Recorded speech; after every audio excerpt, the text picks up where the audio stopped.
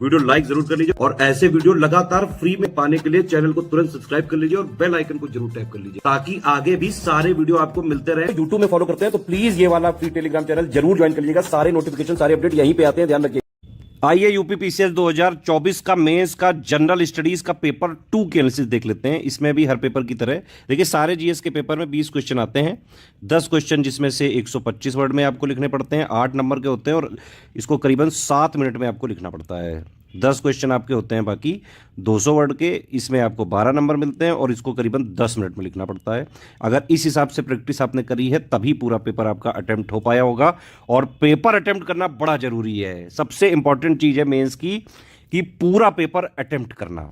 GS paper 2 में मोटा मोटा जो है कौन कौन से सब्जेक्ट होते हैं, एक तो पॉलिटी हो गया है ना, गवर्नेंस हो गया है ना, सोशल जस्टिस वाले टॉपिक्स हो गया, वेलफेयर स्कीम हो गई, रोल ऑफ एनजीओ वगैरह हो गए, इंटरनेशनल करंट अफेयर हो गया, बायलैटरल रिलेशन, मल्टीलैटरल रिलेशन वो सब हो गया, करंट अफेयर वाला पार्ट हो गया है ना, और जो है एनजीओ वगैरह हो गया, एसएचजी का क्या रोल होता है, रोल ऑफ सिविल सर्विसेज, ये सारे टॉपिक इसमें आते हैं, रिप्रेजेंटेशन ऑफ पीपल एक्ट, ये सब कुछ इसमें जीएस पेपर 2 में आता है। टोटल मिला के 22 पॉइंट का सिलेबस है इसमें जीएस पेपर 2 में।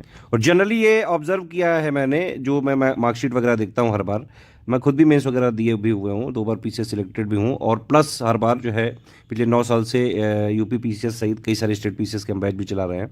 तो मैंने ये चीज़ ऑब्जर्व करी कि ज़्यादातर जो स्टूडेंट है जीएस पेपर 2 में जो है उनके पेपर ज़्यादा आते हैं।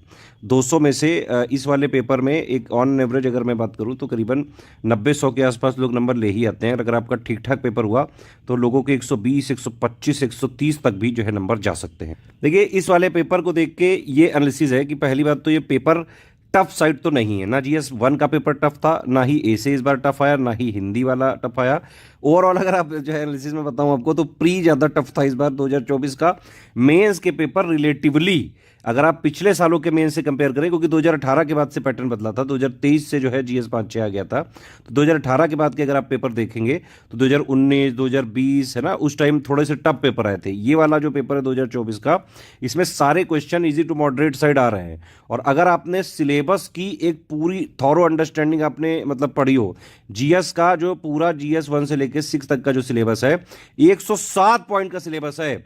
अगर आपने 107 पॉइंट की पूरी theory, basic understanding, static GS plus उसका ही लेटेस्ट 1-1.5 साल का करंट अफेयर अगर आपने पढ़ा हो, जो कि हमारे 7800 वाले ग्रुप में हम देते हैं बाकायदा, है ना, और प्लस उसमें आंसर राइटिंग आपने करी हो 2018 से लेके जो है 2018 के बाद के मतलब सारे मेंस के पीवाईक्यू वगैरह की एनालिसिस करी हो, प्रैक्टिस करी हो, और प्लस जो 7800 वाले में हम मेंस के most expected question with model answer देते हैं, है ना, ये वाला करा हो, टेस्ट सीरीज वगैरह करी हो, आंसर राइटिंग एससीएस से किया हो, इतना अगर आपने करा होता तो पूरा का पूरा पेपर आप अटेम्प्ट करके आ सकते थे। एक भी क्वेश्चन बाहर नहीं है, एक सिंगल क्वेश्चन बाहर नहीं है। एक एक करके देखते हैं। और एक चीज है सबसे इंपॉर्टेंट कि आपको मेंस में ना जो है क्वेश्चंस की लैंग्वेज भी समझनी होती है कि भाई किस टाइप के क्वेश्चन में क्या पूछा जा रहा है।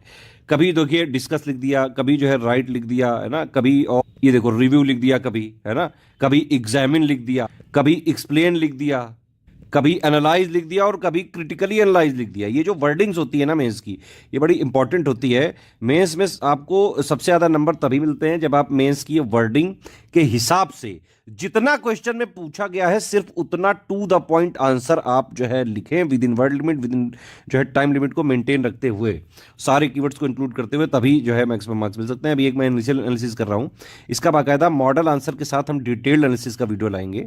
क्वेश्चन देख लेते हैं कुछ कुछ। जैसे पहला क्वेश्चन है short note on the composition of constituent assembly.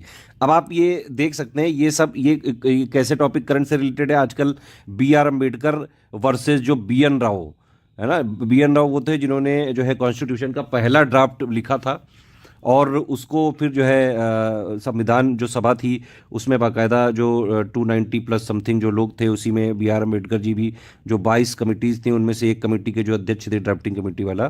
तो ये सब बहस जो चल रही है आजकल कि भाई कॉन्स्टिट्यूशन का असली फादर कौन, उसी से रिलेटेड है ये टॉपिक। आप समझ रहे हो कि नहीं? तो करंट देखना बहुत जरूरी है बेटा। जो हॉट टॉपिक्स होते हैं ना उनको आपको पकड़ रखनी चाहिए, उसी के जो करंट होता है उसी का स्टैटिक वाला देखो इन्होंने वर्जन पूछ लिया है ना। कोई मूर्ख कुछ भी बोले, लेकिन जिसने भी IAS-PCS की तैयारी करी है, कॉन्स्टिट्यूएंट असेंबली वगैरह जो है चैप्टर उसने जरूर पढ़ा है। और जो है जिसने भी लक्ष्मीकांत वगैरह पढ़ी है, बहुत पहले से लोगों को पता है कि भाई BN राव कॉन्स्टिट्यूशनल असेंबली के एडवाइजर थे, ड्राफ्टिंग कमेटी के अध्यक्ष थे BR अम्बेडकर जी। खैर मुद्दे पर रहते हैं हम लोग। रोल ऑफ नीति आयोग, भाई ये क्वेश्चन जो है कितने बार तो ये आयोग खुद ही पूछ चुका है, इसको आयोग को भी नहीं पता होगा। और इसके अलावा छोटे मोटे बोर्ड एग्जाम से लेके कई सारे स्टेट PCS से लेके हर जगह ये क्वेश्चन पूछा जा चुका है।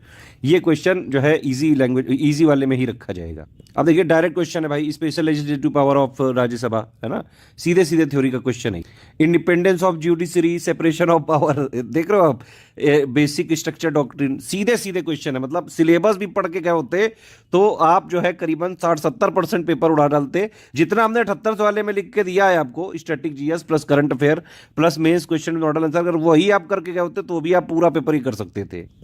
ये देखिए PDS का जो है कंट्रीब्यूशन का रिव्यू बता रहे हैं यहाँ पे, ये कई बार आ चुका है क्वेश्चन। ये भी role of self help group, भाई ये बहुत बहुत ज़्यादा रिपीटेड क्वेश्चन है ये वाला।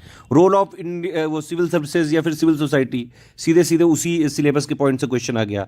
India Maldives relations are link to mutual interest, latest में जो भी डेवलपमेंट्स हुए हैं उसमें, जैसे जो अभी इंडिया पाक का युद्ध हुआ उसमें जिसका जिसका जो जो रिएक्शन आया, मालदीव से हमारे रिश्तों में जो जो खटास आई, तो ये सब करंट का ही पार्ट है। उसी से लिंक करके देखो दे दिया क्वेश्चन।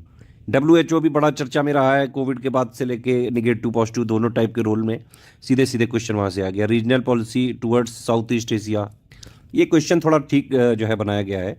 और इसमें भी हालांकि इंटरप्रेट करके आंसर दिया जा सकता था, डायरेक्ट क्वेश्चन है एक तरह से ये। चुनाव के टाइम पे विरोधी पार्टियों ने इलेक्शन कमीशन पे जो है कई सारे जो निगेटिव पॉजिटिव न्यूज़ आ रही थी उससे रिलेटेड है। देखो ये क्वेश्चन है इलेक्शन कमीशन के इंडिपेंडेंस पे, तो ये क्वेश्चन भी आना बनता ही था। सीधे सीधे कॉन्स्टिट्यूशन जो इंडिया का है और उसका कंपैरिजन का एक पॉइंट है, सिलेबस का ही पॉइंट है ये, डायरेक्ट क्वेश्चन है उससे। रोल ऑफ फाइनेंस कमीशन, ये भी एक सीधे सीधे पॉइंट है, उसको भी यहाँ पे डायरेक्टली ही पूछ लिया।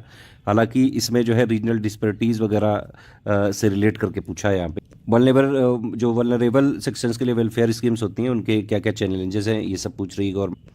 2014 के बाद से इंडिया की क्या प्रोग्रेस है हंगर और पॉवर्टी में, कई सारी रिपोर्ट वगैरह आती रहती हैं, बहुत सारा करंट अफेयर वगैरह है इसमें। बाकायदा मल्टी पॉवर्टी इंडेक्स वगैरह भी जो है कोट किया जा सकता था, बहुत सारा डेटा है इसमें। नीति आयोग का ही कितना डेटा आता रहता है। ये जो है इंडिया और बांग्लादेश के बीच में डिस्प्यूट्स वगैरह, कई सारे लेटेस्ट जो करंट अफेयर है उन्हीं से रिलेटेड है ये। बाकी इजराइल फ़लस्तीन वाला तो जानते ही हैं आप, ये तो एवरग्रीन टॉपिक है ये, और लेटेस्ट में जो है काफ़ी तेज़ी से चल ही रहा है ये। अगर देखा जाए ध्यान से तो ये वाला क्वेश्चन भी रिपीटेड ही है, तो मैक्सिमम क्वेश्चन यहाँ पे मुझे तो रिपीटेड ही दिखे।